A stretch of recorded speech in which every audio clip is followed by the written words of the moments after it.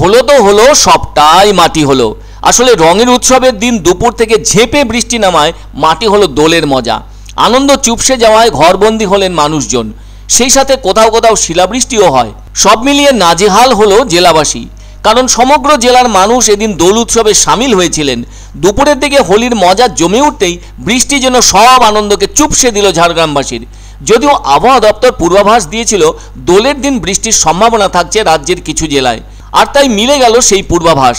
এর কারণ বঙ্গোপসাগরে বিপরীত ঘূর্ণাবর্তের জেরেই শুরু হয়েছে বৃষ্টি। অথচ রবিবার ছিল দারুণ সুন্দর ঝকঝকে তকতকে পরিবেশ, আর সোমবার সকাল থেকেই ঝাড়গ্রামের আকাশ জুড়েই মেঘের ঘনঘটা। ঝাড়গ্রামবাসীরা প্রথমটায় ভেবেছিলেন হোলি পর্ব মোটামুটিভাবে মিটে যাবে, কিন্তু তাদের সেই ভাবনাকে পুরোপুরি ভুল হিসেবে প্রমাণিত করলেন বরুণ দেব।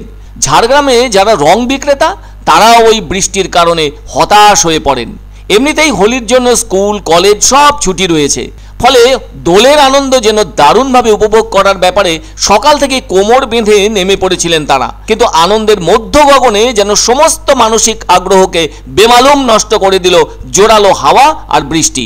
হাতে থাকা সমস্ত রং ফিকে হয়ে গেল, আর যদি ঘন্টা তিনেক মিলতো তাহলে সব কিছু ঠিক হয়ে থাকতো। কিন্তু প্রকৃতির সঙ্গে পারে কে? তার মেজাজ, তার ক্ষমতা সবটাই যে আলাদা। মাঠে মিয়ে গেল দোলের মতো একটা আনন্দঘন অনুষ্ঠান। কতভাবে রঙে সাজা সেই মুহূর্ত একটা সময় সেলফিতে আটকে দেবে বলে ভেবেছিলেন তারা। পরে অবসর মতো সেসব ছবি তাড়িয়ে তাড়িয়ে উপভোগ করবেন বলে ভেবেও ছিলেন কেউ কেউ, কিন্তু সবটাই মাটি করে দিল বৃষ্টি। তবে আবহাওয়া দপ্তর থেকে আগে যেভাবে বলা হয়েছিল বৃষ্টির কথা, তাতে তো দক্ষিণবঙ্গের শুধু ঝাড়গ্রাম জেলাই নয়, পূর্ব ও পশ্চিম মেদিনীপুর, বীরভূম, মুর্শিদাবাদ ও নদিয়া জেলাতে বজ্রবিদ্যুৎ সহ হালকা থেকে মাঝারি বৃষ্টিপাত হওয়ার সম্ভাবনা আছে। আর তাই মিলে গিয়ে জেগে উঠল ঝাড়গ্রাম সহ অন্য জেলাগুলির বৃষ্টির বাস্তব ছবি। আবার উত্তরবঙ্গের 5 জেলায় ঝড় বৃষ্টি হবে বলেও জানিয়েছিল আলিপুর আবহাওয়া দপ্তর। ওই জেলাগুলি হলো দার্জিলিং, জলপাইগুড়ি, আলিপুরদুয়ার, কালিম্পং ও কোচবিহার জেলা। আবার বুধবারও মালদা এবং 2 দিনাজপুরেও বৃষ্টি হবে বলে জানিয়েছে হাওয়া অফিস। সেই সঙ্গে প্রতি ঘন্টায় 30 থেকে 40 কিলোমিটার বেগে ঝোড়ো হাওয়া বইতে পারে। অন্যদিকে মঙ্গলবার কলকাতা সহ দক্ষিণের প্রায় সব জেলাতেই ঝড় বৃষ্টির পূর্বাভাস দিয়েছে আলিপুর আবহাওয়া অফিস। তবে এক্ষেত্রে হালকা থেকে মাঝারি বৃষ্টির পূর্বাভাসও জানিয়ে দিয়েছে। তবে বুধবার বিক্ষিপ্তভাবে বৃষ্টির দেখা মিলতে পারে বলে আলিপুর আবহাওয়া অফিস সূত্রে জানানো হয়েছে। তবে প্রকৃতি চাইলে কি না পারে। আসলে প্রকৃতির খেয়ালের সাথে মানুষ কোনোদিনই পেরে উঠতে পারেনি। যদি তা পারত তাহলে তো এই দিনের দোল উৎসব কোনোভাবেই মাটি হয়ে যেত না।